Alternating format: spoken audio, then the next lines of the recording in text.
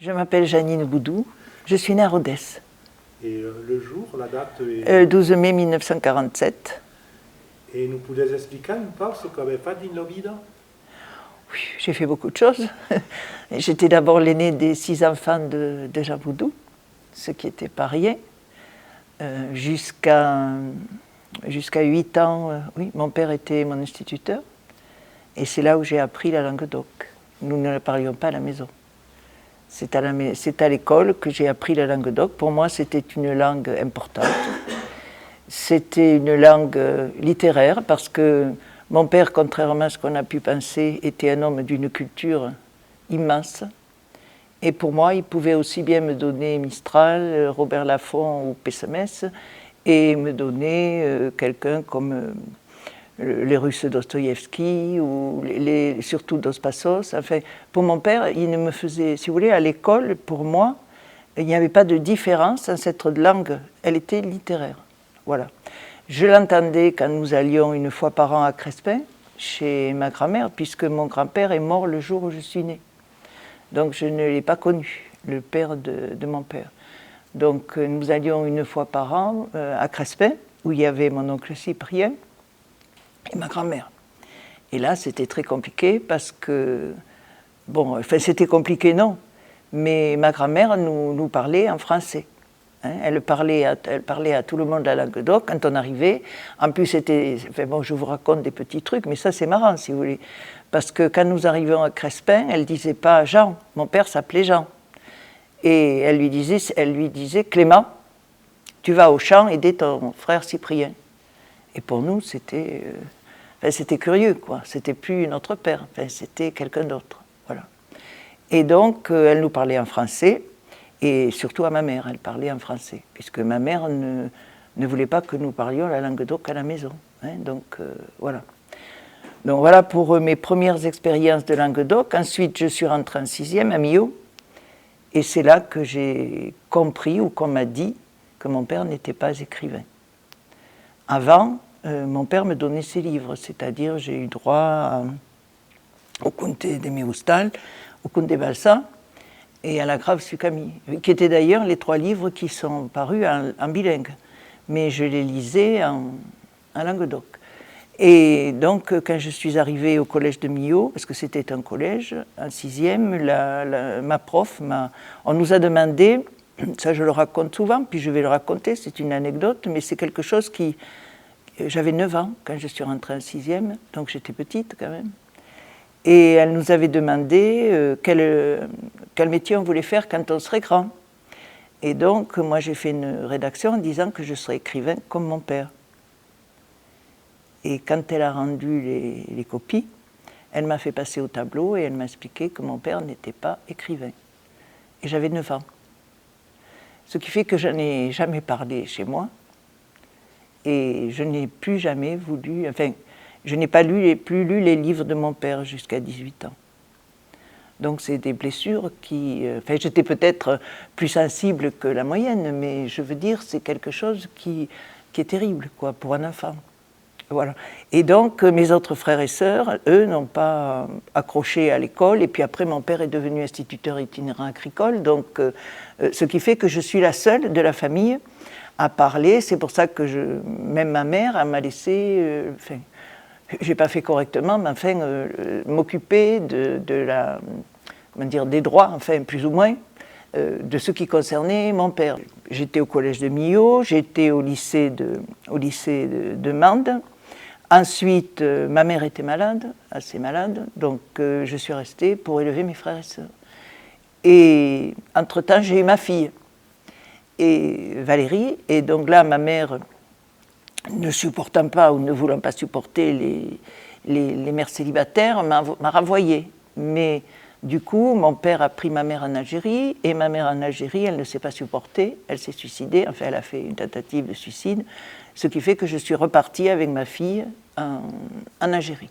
Et là, ça a été, vous parliez de moments heureux de ma vie, je crois que ça a été les moments les plus heureux de ma vie, puisque j'enseignais, comme mon père, au même collège.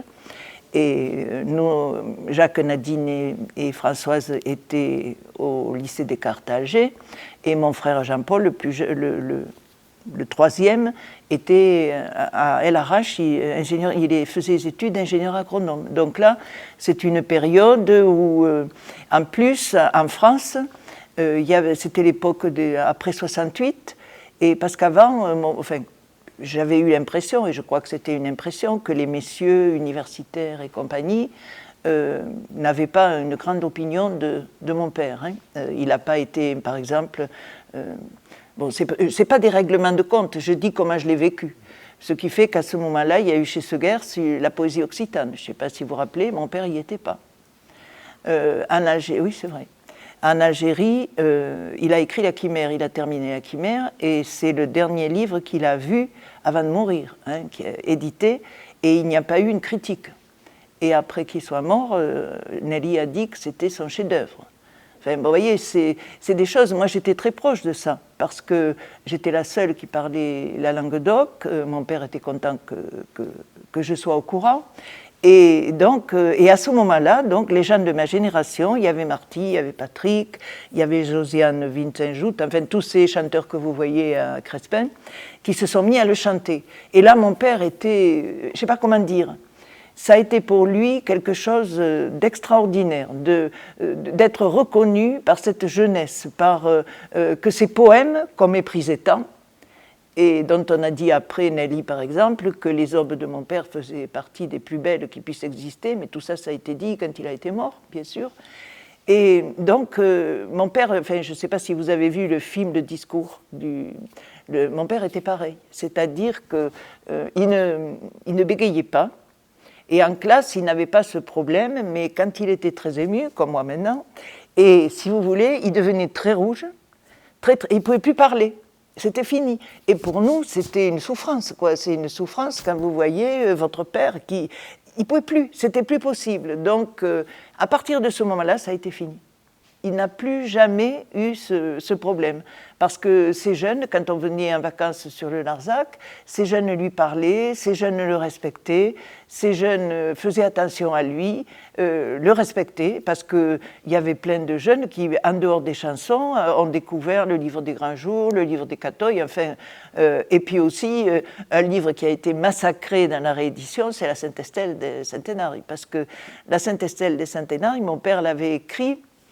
À cette époque-là, il y avait, je suis peut-être trop longue, peut-être il y avait à Oxford une chaire de langue romane.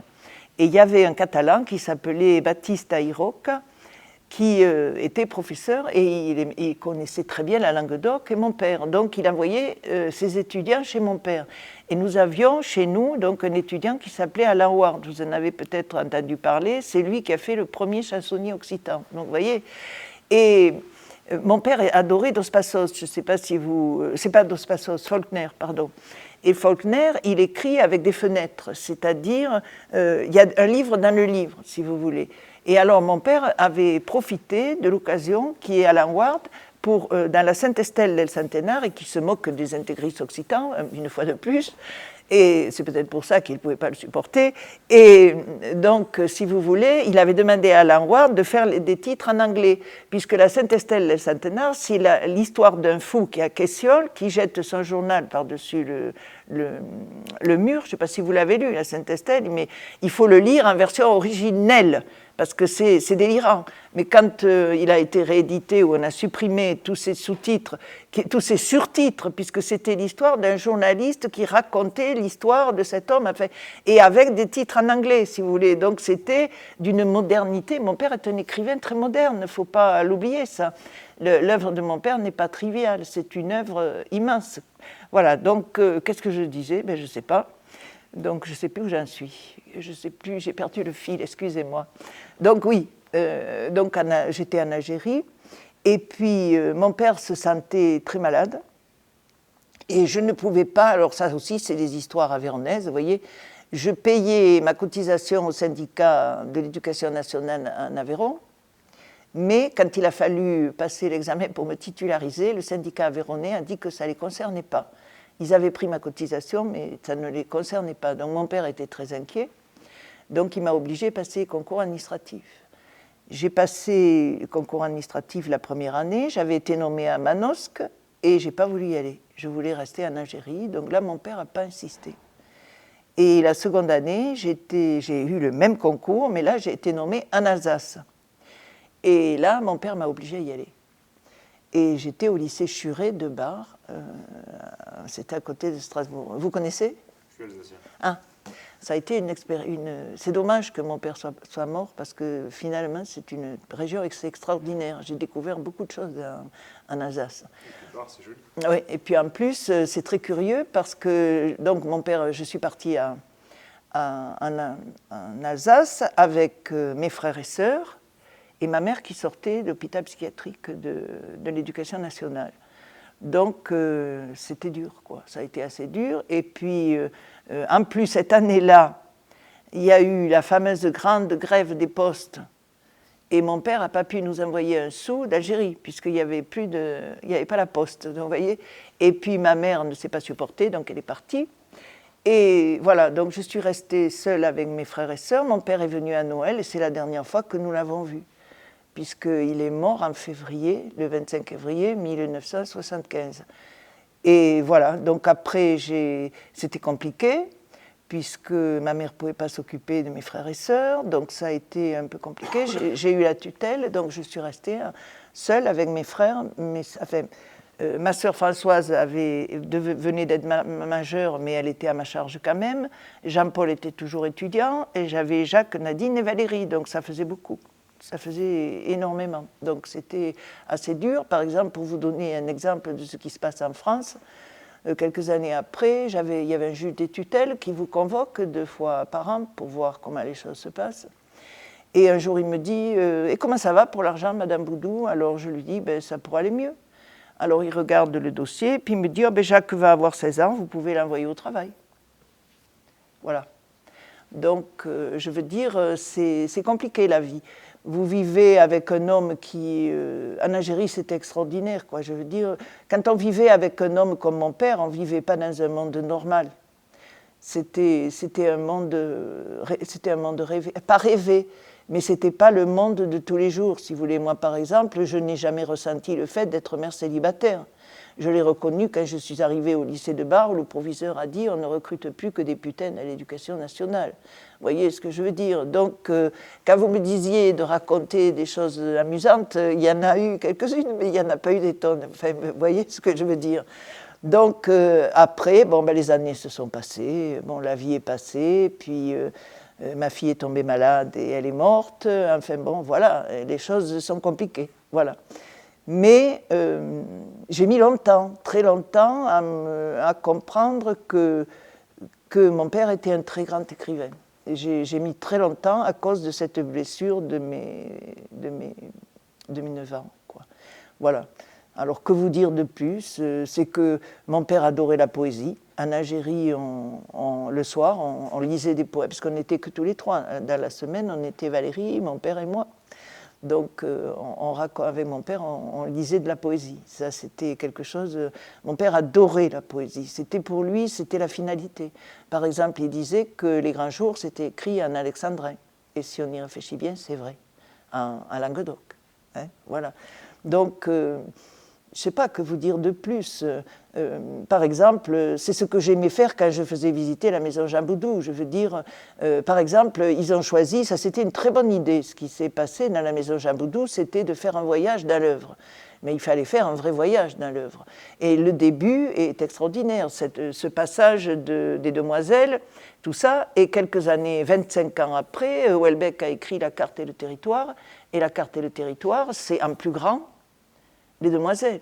C'est-à-dire, Houellebecq imagine, même s'il a changé maintenant, s'il a tourné kazakh, on a bien dit de mon père qu'il était fasciste, donc je pense que tout le monde peut être fasciste.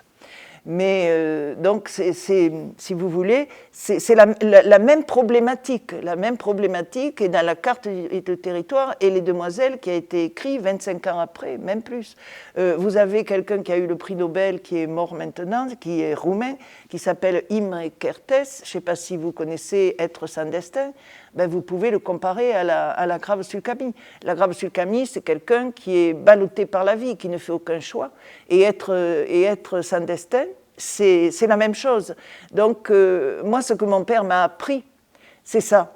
C'est-à-dire, c'est pas à avoir des œillères, c'est pas à dire parce que j'écris un Languedoc que je suis le meilleur, je suis... Non. Mon père ne m'a jamais dit qu'il était un grand écrivain, jamais, jamais de sa vie.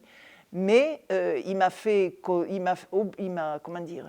m'a ouvert l'esprit sur la littérature. Par exemple, un jour, il m'a acheté un livre que je n'ai pas lu, malheureusement, qui s'appelle Les enfants des morts. Je ne sais pas si vous connaissez Heinrich Böll. C'est un homme de sa génération qui est allemand et qui a eu le prix Nobel aussi. Et Les enfants des morts, je n'ai pas pu le lire. J'avais 18, 19 ans, je ne l'ai pas lu. Puis mon père est mort. Et quelques années après, j'ai acheté un livre qui s'appelle Portrait de groupe avec dame. C'est un livre d'Heinrich Böll aussi. Et dans ce roman, c'est un peu comme le tableau L'Espagne de Dali. L'Espagne de Dali, vous savez, vous avez une femme qui est dessinée à travers la guerre d'Espagne. Enfin, je ne sais pas si vous connaissez ce tableau extraordinaire. Dali, il avait l'art de... J'en ai une reproduction chez moi, c'est parce que j'ai vu l'exposition, ce tableau m'a fasciné parce que si vous voulez, il y a la femme, mais vous la voyez qu'à travers les gens qui se battent, à travers, si vous voulez, le portrait est fait comme ça.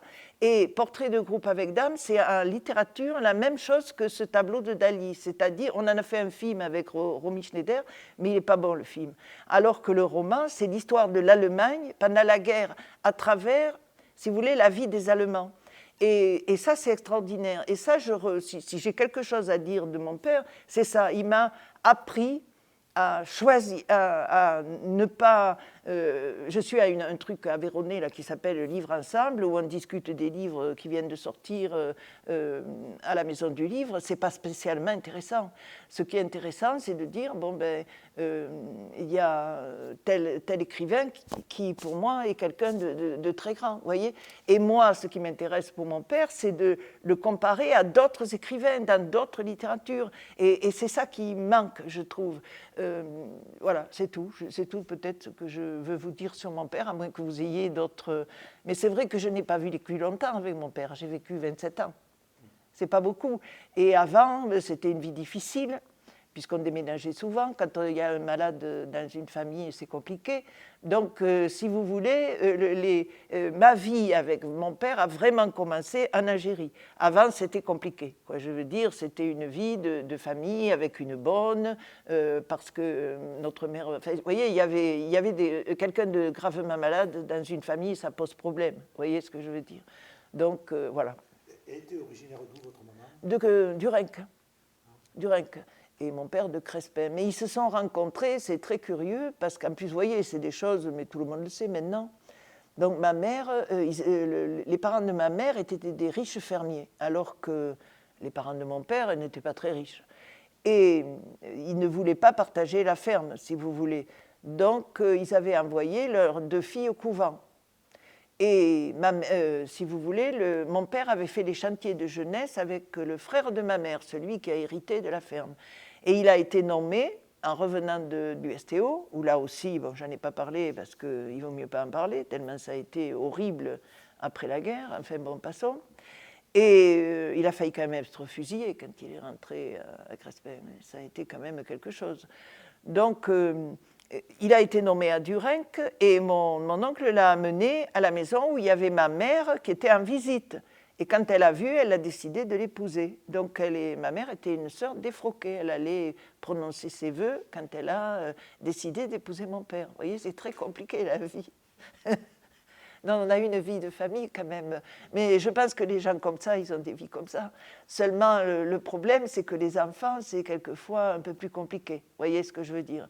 Moi, j'ai cette chance, en étant l'aîné, même si ça n'a pas été obligatoirement une chance, mais d'être dans l'œuvre, de pouvoir, avec le temps, je veux dire, trouver un réconfort là-dedans. Alors que pour mes frères et sœurs, ça a été beaucoup plus compliqué et que nous n'en parlons jamais. Donc, vous voyez, c'est très, très compliqué. Voilà, c'est tout ce que je peux vous dire. Et sur la vie en Algérie, vous avez dit que vous aviez une vie anormale. Anormale? Ouais. Comment Ah non, je n'ai jamais dit anormal. Je me suis trompée, je n'ai pas dit anormal. Vous aviez eu un rapport c'est-à-dire, avec votre père? avec mon père, au contraire, c'était quelque chose d'assez extraordinaire parce que... Paranormal, je voulais dire extraordinaire. Voilà, extraordinaire parce que je faisais le même métier que lui, on enseignait au même collège, En plus, c'était très rigolo parce qu'à chaque rentrée, il passait dans les classes. Puis en Algérie, le père, c'est quelqu'un de très important. Hein, et puis en Algérie, que je sois avec mon père, avec ma fille, ça posait aucun problème. Vous voyez, je ne me suis jamais sentie. Voilà. Et alors, il passait dans chaque classe et puis il leur disait, si j'entends le moindre bruit, je viens et puis vous verrez ce que vous verrez. Alors que dans ces classes, c'était un chahut pas possible. Mais chez moi, je n'ai jamais eu le moindre chahut dans ma classe. Mais il ne faut pas oublier quand même que quand mon père est mort, en Algérie, ils ont fait un jour de Ramadan, tous les élèves. Donc, pour que des musulmans fassent un jour de Ramadan, un jour où ce n'est pas Ramadan, ça veut dire beaucoup de choses. Vous voyez ce que je veux dire? Et il ne savait pas qu'il était écrivain. Donc en Algérie, si vous voulez, il y avait ça. On enseignait au même endroit. J'étais adulte, j'avais ma fille. Et puis, je m'occupais de mes frères et sœurs, ils s'occupaient de ma fille. Enfin, c'était... et puis, on n'avait pas... On était en dehors, on était sur la marge. Voilà. C'est peut-être pour ça qu'on était... Bon, il y a eu quand même... On était en Algérie au moment du choc pétrolier. Et c'était affreux. On avait pris une Fatma, parce qu'il fallait bien qu'on garde Valérie. Et puis on ne l'a plus pris parce que, si vous voulez, en Algérie, mais peut-être je suis trop bavarde, à cette époque-là, Boumedienne, qui était pire que Franco, puisque quand il venait, il ne fallait pas qu'il y ait personne dans les rues d'Alger. Et donc, il voulait arabiser, ce qui fait que le primaire était arabisé. Et les enfants, ils venaient par groupe de 2 heures. Donc il y avait des gosses, c'était inimaginable. Et nos élèves étaient la moitié d'ailleurs des orphelins de la guerre. Hein. Ils étaient pieds nus, ils vivaient dans la rue, enfin bon. Et alors cette Fatma, mon père, pour une raison ou pour une autre, un jour, il a dû revenir à la maison alors que ce n'était pas prévu. Et Valérie était dehors, dans la rue, la porte était fermée, et tous les gamins lui crachaient dessus. C'était le choc pétrolier. Donc la Fatma, on ne l'a pas tellement gardée, vous voyez ce que je veux dire. Et puis dans notre porte, il y a eu une période très difficile, oui, avec avec le choc pétrolier. Et puis j'étais souvent toute seule parce que l'inspecteur général de l'enseignement agricole prenait mon père dans toute l'Algérie pour lui faire passer les CAP, vous savez, aux enseignants. Donc moi j'étais souvent, mais j'étais protégée par l'image de mon père. Je n'ai jamais eu le moindre problème en Algérie, aucun. C'était une autre époque, il n'y avait pas le fils non plus. Mais enfin il y avait Boumedienne c'était quelqu'un de... par exemple, on avait intérêt en classe à faire attention à ce qu'on disait parce qu'il y avait des élèves, des jeunes élèves du FLN, vous savez, qui nous dénonçaient. Il y a des professeurs qui ont été dénoncés, qui partaient à l'arrache, qu'on ne revoyait pas. Quoi. Donc, il fallait quand même faire attention. Mais bon, voilà. Puis il y avait les Palestiniens, c'était une époque, et puis alors c'était très rigolo parce qu'on était des enseignants de toute nationalité. Et il y avait des Égyptiens, des Tunisiens, ils ne parlaient pas un mot de français, ce qui fait qu'on faisait les conseils de classe en anglais. Et mon père qui ne parlait pas un mot d'anglais, c'était pas triste. Mais enfin bon, on se débrouillait quand même, voilà. C'est pour ça que je dis que c'était extraordinaire l'Algérie. Et voilà. Est-ce que vos premiers souvenirs de l'histoire qu'il vous racontait, c'était les contes du Vior ou les contes de Balzac? Il ne racontait pas beaucoup d'histoires, il ne faut pas croire. Les contes, il vous les a jamais racontés? Il racontait un peu au Moron, mais pas beaucoup. Parce que la vie était difficile. Et puis mon père, il ne faut pas oublier, il écrivait tous les jours. Tous les jours que le bon Dieu fait, il écrivait. On était au lit parce que ma mère était malade, donc on était couchés à 6 heures du soir, tous les gosses. Et puis il écrivait jusqu'à 1h et 2h du matin. Il écrivait, les gens ne se rendent pas compte. C'est pour ça que les manuscrits de mon père ne sont pas intéressants, parce qu'il prenait un cahier comme ça, il commençait à écrire, la phrase ne lui convenait pas, il déchirait, et tant qu'il n'y a pas, si certains d'entre vous ont vu quelques manuscrits, il n'y a pas une rature. Quand vous voyez par exemple dans les éditions de la Pléiade, ce qui est intéressant dans les éditions de la Pléiade, c'est que vous avez les manuscrits avec les corrections, Mon père, vous ne pouvez pas, ça a été tout jeté. Moi je le jetais le lendemain matin, si vous voulez. Donc il écrivait, pour lui c'était sa vie. D'ailleurs, il faudrait que vous lisiez le livre de Dominique Roch-Ferraris. C'est une sommité. C'est vraiment... s'il y a quelqu'un qui écrit des choses extraordinaires, elle connaît mieux mon père que moi. Elle a même été en Pologne, là où il était au STO. Et par exemple, elle a appris en Pologne que si mon père n'était pas rentré en même temps que les autres, c'est parce qu'il aidait à reconstruire. Et ça, nous ne le savions pas. Vous voyez, c'est une femme qui a été dans tous les endroits où mon père a été. Elle a tout...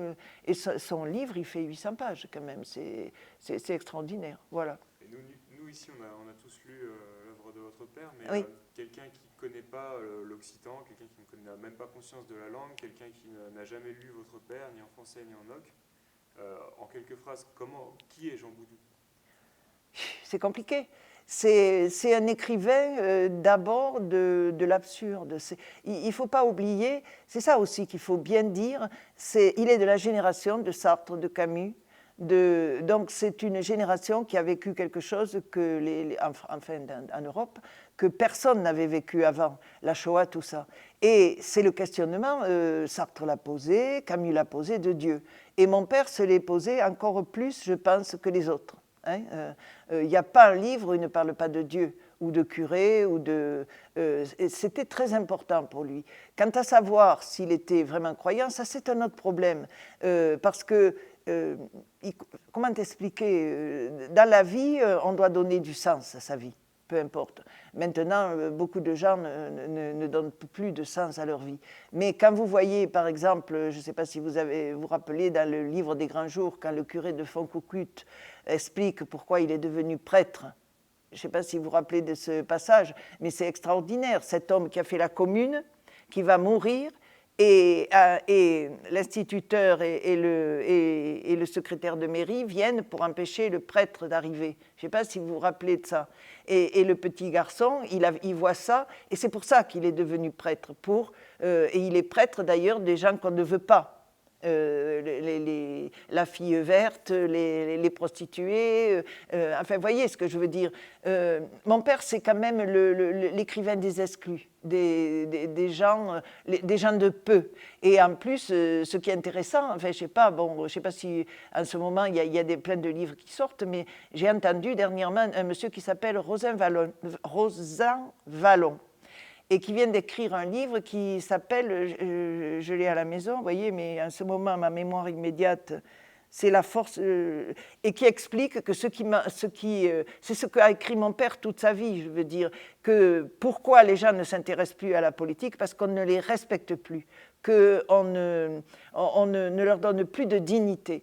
Et je crois que mon père, dans ses livres, les personnages de mon père, ce ne sont pas des personnages haut de gamme, si vous voulez. C'est les gens qu'on ne voit pas.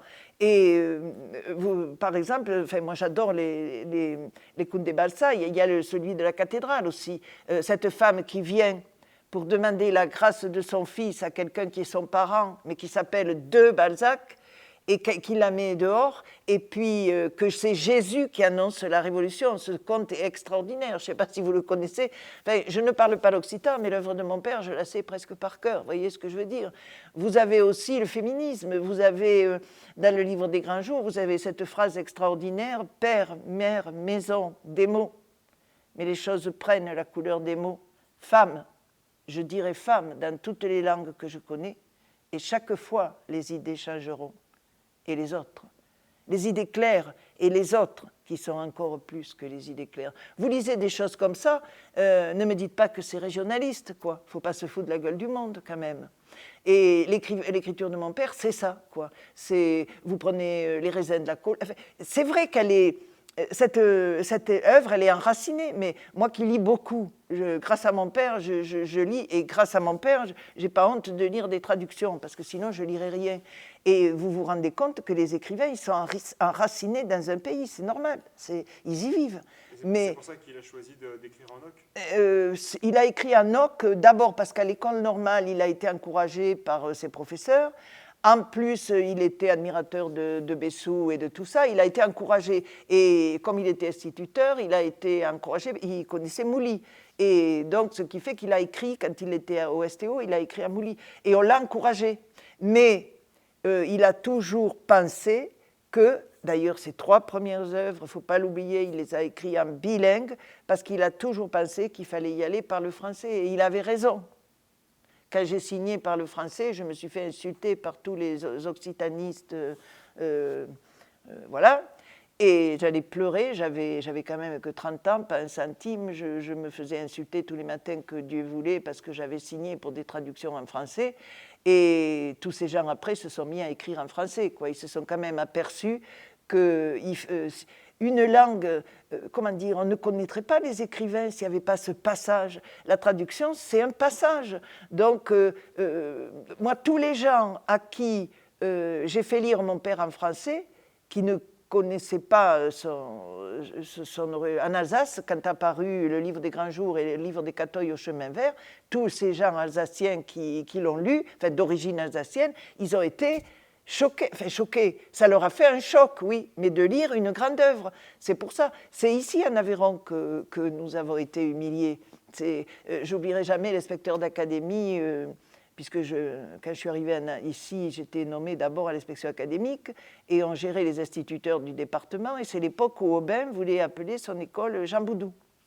Et on assistait, en tant que, puisqu'on s'occupait de gérer les instituteurs, à ce qu'on appelle les CAPD, vous connaissez ça. Et alors l'inspecteur d'académie dit, moi je le savais, puisqu'on m'avait demandé l'autorisation, et il dit, on a une demande d'une école d'Aubin pour donner le nom de Jean Boudou à l'école publique d'Aubin. Il dit, et comme s'il n'y avait pas assez de gens connus. Et il savait qui j'étais en plus. Voyez, donc les humiliations, c'est dur quand même. Vous ne pouvez pas vous lever et puis, bon, peut-être que là, je règle mes comptes, je ne sais pas si je suis méchante, mais je ne pense pas être méchante, c'est mon ressenti, voilà. Et le parallèle à Camus, parce que c'est l'absurde, c'est l'absurdité. Le mythe de Sisyphe. Voilà, c'est le mythe. Parce qu'en plus, dans la grave de Camille, c'est ça. La grave de Camille, il va épouser la garelle, la boiteuse, en toute connaissance de cause. Hein. Et ça, puis c'est pareil, dans le livre des Grands Jours, le personnage, à la fin, moi, c'est le livre, je trouve, le plus positif de mon père, c'est le livre des Grands Jours. Parce qu'à la fin, il chante. Il chante toujours. Il sait qu'il va mourir, mais il chante. Ouais, alors, les livres de Camus terminent plus gravement. Oui, plus gravement. Ouais. Mais bon... Surtout l'étranger. Ah oui, l'étranger, oui, vous avez raison. Et le mythe de Sisyphe. Mais on vous a déjà parlé du parallèle entre ces deux écrivains c'est-à-dire, quand vous allez à la maison Jean Boudou, il en parle. Il y en a, mais les occitanistes ne sont pas dans la littérature comparée. Et ça me gêne, vous voyez. Ils restent entre eux. Et ça, c'est dommage. C'est dommage qu'il n'y ait pas, il y a à Toulouse, à Montpellier, à Bordeaux, où il y a des chaires qu'on ne demande pas à des étudiants de faire justement une étude. Ça se fait en français, la littérature comparée. Pourquoi on ne le ferait pas? Et ça, c'est dommage, parce que ça donnerait la grandeur à cette littérature. Vous comprenez? Et moi, ça me fait mal au cœur. Vous voyez, mon père, il me donnait Heinrich Böll, mais pour lui, c'était pareil que Robert Laffont, si vous voulez, ou Guy Rouquette, ou que Pierre Pessemès.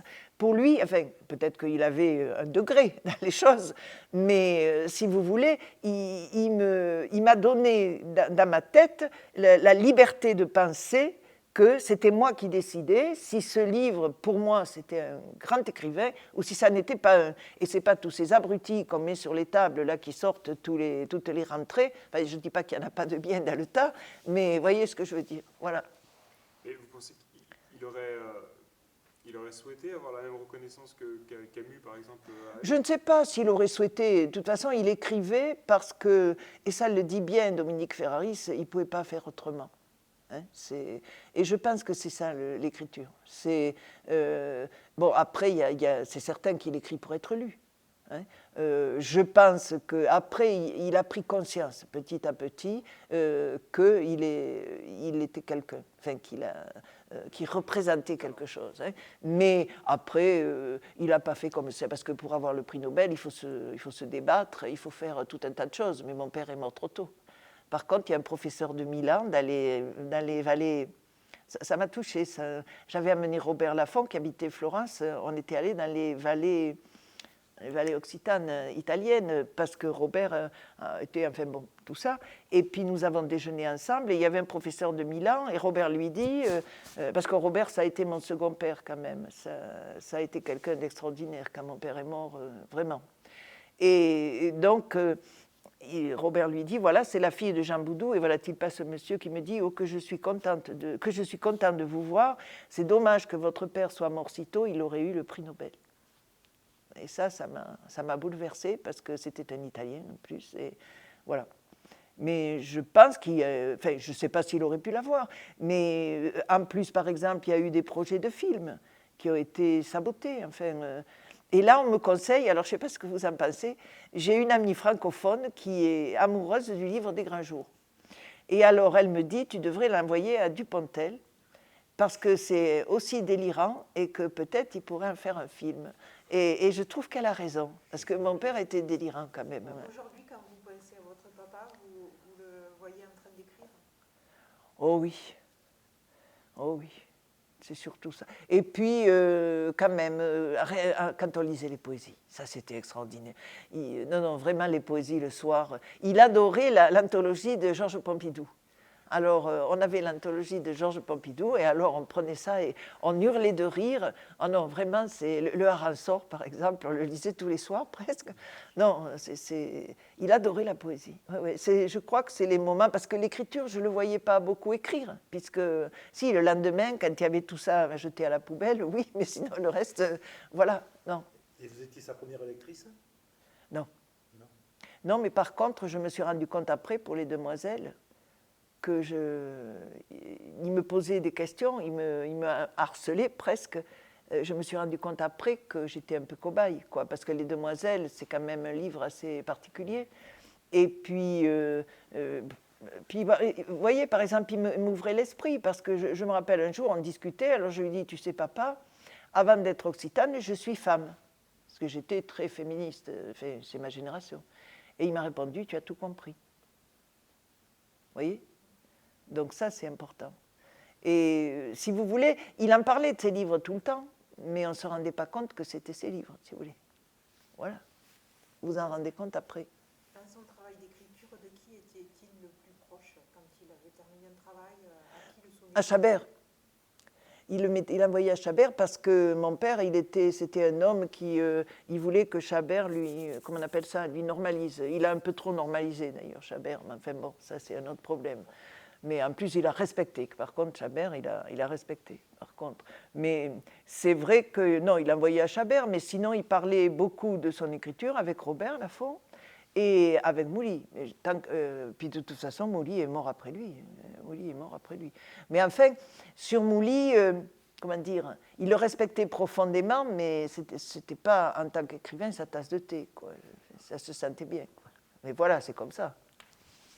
Il ne méprisait personne, ça c'est. Mais bon, il avait ses idées aussi quand même. Hein. Voilà. Lui, c'était pas la paysannerie de mon père, c'est pas si vous voulez, le paysan. La vie de paysan dans l'œuvre de mon père, elle est dure. C'est pas une œuvre rigolote quand même. Hein. Voilà. Et pour les contes, il s'est inspiré de traditions orales? Eh bien, beaucoup de gens l'ont dit, puis il y a eu le colloque de Nocelles, et c'est Jean-Marie Petit qui a expliqué que, parce que moi je ne suis pas capable, que mon père les avait réécrits, qu'il n'y en avait aucun qui correspondait. Il paraît que pour les contes, il faut lire ce truc de Jean-Marie Petit, il paraît que pour les contes, il y a une grille. Quand ce sont des contes, enfin des vrais contes populaires. Et quand on met les contes de mon père sur ces grilles, ça ne marche pas. Enfin, il y a un départ, mais après, d'ailleurs, quand il le raconte, c'est dommage qu'ils aient tout coupé, c'est ça qui est dommage, mais quand il le raconte à Decazeville, qui parle des incubes, des succubes, comment j'appelle, je ne sais plus comment ça s'appelle, l'évaporation, enfin, mon père était délirant de nature, donc il ne pouvait pas être... voilà. Et c'est pour ça qu'il avait, dans son écriture, une telle rigueur, quoi. Elle est violente, son écriture, mais parce qu'elle est tellement travaillée. Parce que quand vous lisez les phrases, c'est des coups de poing quand même. Hein. C'est assez extraordinaire. Je veux dire, ça vous... Hein, voilà. Enfin, moi, ça me fait ça quand même. Enfin, c'est efficace, il n'y a pas de fioriture. Voilà, c'est ça. Mais c'est du travail. C'est énormément de travail. Ça, c'est... Quand on le lit, du coup, nous, on ne s'en rend pas compte du travail. Non, mais t'as mieux, t'as mieux. Il y a une simplicité qui Et c'est ce qui est intéressant dans cette œuvre, c'est qu'elle est à la fois intellectuelle et populaire. C'est-à-dire qu'en Aveyron, les gens, ils les ont achetés, ces livres. Hein. Ils les achetaient et ils les connaissaient, ça c'est certain. Et puis, bon, les intellectuels, ils s'y sont mis plus après, quand mon père a été mort, beaucoup. Mais bon, ça c'est un autre problème. Mais je veux dire, c'était un intellectuel, c'était un grand intellectuel. Moi, je vous assure, je discutais avec lui. Je ne sais pas comment expliquer, j'ai jamais discuté autant avec quelqu'un qu'avec mon père, de grandes idées. Et après, avec mes frères et sœurs. Je veux dire, on aimait discuter, c'est de notre nature, on aime ça. Donc, et ma grand-mère, c'était pareil. Hein. C'était, vous comprenez, la mère de mon père, c'était du même ordre, quoi. Elle était, voilà. Et c'est vrai que ça me manque. Ça me manque, vraiment. Voilà. Ah ben, il faudrait que vous fassiez raconter. Là, il n'est plus là, Lafont. Lafont venait le chercher pour l'amener. Non, d'abord, on est arrivé dans ce presbytère, puisqu'on ne pouvait pas rester en Algérie l'été, il faisait trop chaud. Et donc là, on n'avait pas de véhicule, de moyen de transport. Et là, c'est d'abord Félix Castan qui venait le chercher. Et là, il était très ami, mon père, avec Marcel Delfaux, la femme de Félix Castan. Et il prenait Valérie, donc ça, enfin bon, voilà. Et puis Robert Laffont avait une maison à Campestre, de l'autre côté, donc il est venu chercher mon père la première fois pour la manifestation du Larzac. Et mon père lui dit, c'était un 5 août, c'est bien le 5 août, la Saint-Justin, je ne me rappelle plus si c'est le 5 ou le 8 août. Alors mon père, pour le faire aller, il lui dit, mais non, on ne va pas aller sur le Larzac, on va aller à la Saint-Justin, à la Couvertoirade. Alors qu'il était très content d'aller, il était content. On a mangé avec Lanza del Vaste. C'était, ces années-là, que ce soit l'Algérie et le Larzac, ça a été des années magnifiques, quoi. Des années d'adultes, des années de partage, quoi. Voilà. C'est très rare de partager sa vie d'adulte avec un homme comme ça, quoi. Voilà. Mais c'est vrai que le Larzac, mais par contre, alors, comment il s'appelle, Félix Castan, il avait eu un accident, il n'y voyait rien. Alors il prenait mon père pour aller chercher les paniers pour Marcel Delfaux. Et quand il n'y voyait rien, et donc quand mon père sortait de la voiture de Félix Castan, il était blanc comme un cachet aspirine. Il avait eu peur, tout ce qu'il... Non, c'était vraiment... voilà, bon. Mais c'est vrai que là, c'est là où il a été... il était heureux, tous ces chanteurs venaient, il y avait Lafont quand même, il y avait donc même Serge Carle que vous connaissez, il y avait tous ces jeunes, tout ça, et ça c'était pour lui, c'était une vraie reconnaissance. Il n'avait jamais eu de reconnaissance avant, il n'en avait jamais eu, et ça c'était important, quoi. Après, c'était pas une question de gagner de l'argent, c'était une question d'être reconnu, d'exister. Voilà. Très bien. Bon, je vais vous laisser.